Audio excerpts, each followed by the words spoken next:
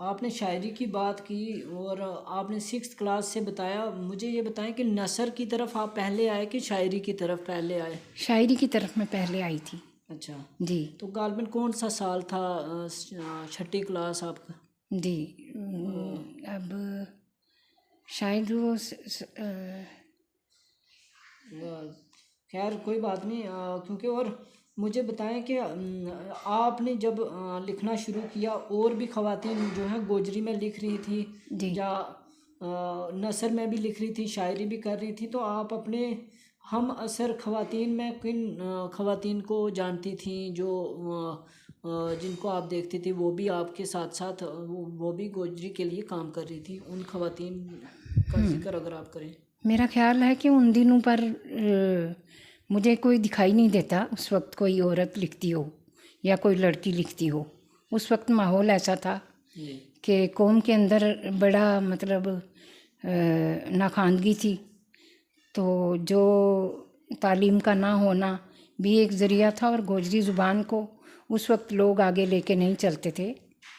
तो ये मुझे लगता है कि हमने ही शुरू किया, हमसे ही शुरू हुआ ये।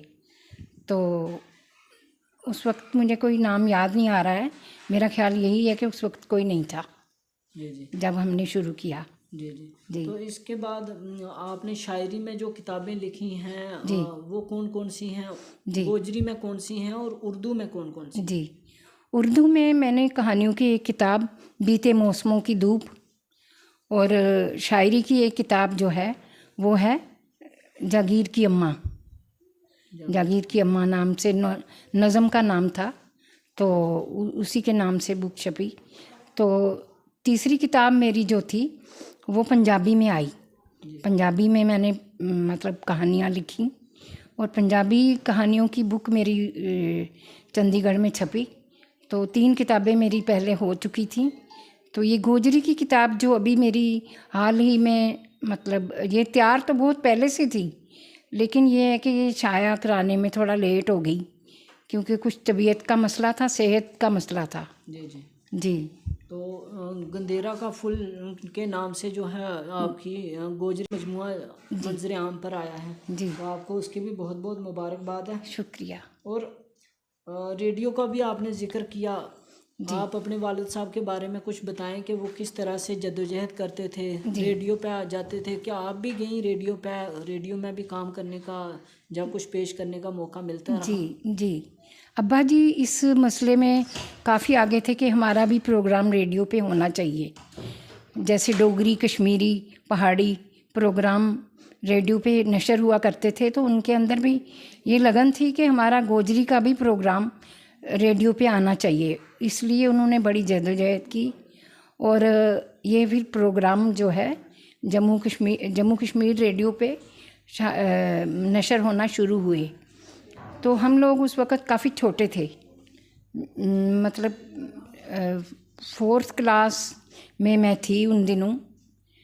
तो मुझे याद है कि मैंने और मेरी बहन ने एक गोजरी गाना उसमें गा के प्रोग्राम में गाया था, बैलो मुड़िए सजना बैलो मुड़िए। जी जी। तो हमें भी उस चीज़ का फ़ायदा हुआ। उन्होंने वो लड़ाई लड़ते थे, हर चीज़ के लिए वो कमर कस के तैयार हो जाते थे, चाहे उन्हें मारी क्यों ना खानी पड़े। बहुत उन्होंने लगन से कौम की खिदमत की, यहाँ तक के बच्चों के स्कूलों के लिए, जो खाना बदोश गुज्जर हैं इनके लिए, बच्चों के लिए मोबाइल स्कूल के लिए हो या गुज्जर नगर महल्ला बसाने की फ़िक्र हो कि गाँव में से गुज्जर आके गुज्जर नगर में बसें, दरिया के किनारे उनके जानवरों को पानी पीने की सहूलियत हो, चारे की सहूलियत हो और गुज्जर लोगों को इतनी सहूलियत हो कि बच्चे पढ़ सकें, हॉस्पिटल में जाने की आसानी हो, जो कि उनके लिए मेरी एक फूफो थी, मतलब उन दिनों शायद अब्बा की शादी भी ना हुई हो, तो उन दिनों अब्बा जी ने अपनी बहन को आंखों के सामने मरते देखा। वो उम्मीद से थी और उनको उनकी तबीयत बहुत ख़राब हो गई और शहर आए वो। एक जब तक वो नर्स को लेके पहुँचे तो वो हमारी फूफो जो है वो गुज़र चुकी थी। तो उनके अंदर ये इतनी तकलीफ़ दे बात बैठ गई थी कि हमारे लोगों को इस इलाज की सहूलियत होना कितना ज़रूरी है। इलाज की सहूलियत नहीं थी तो सहूलियत के लिए उन्होंने फिर ये गुज्जर नगर बसाया। यहाँ पर लोगों के बच्चे पढ़े भी, गुज्जर लोग पढ़े भी, और अस्पतालों की भी सहूलियत रही, माल मवेशी भी अच्छी तरह से पले। तो इस चीज़ के लिए उनका ये है कि उनके अंदर एक जो कौम की जागृति के लिए उनके अंदर एक जज्बा था। वो जज्बा उन्हें किसी पल चैन से रहने नहीं देता था। तड़प उनके अंदर थी, वो लगन उनके अंदर थी। हालात कैसे भी हों, हालात के ख़तरनाक हालात के पाले हुए वो तूफ़ानों से खेलते हुए आगे बढ़ते रहे। जी बिल्कुल जी।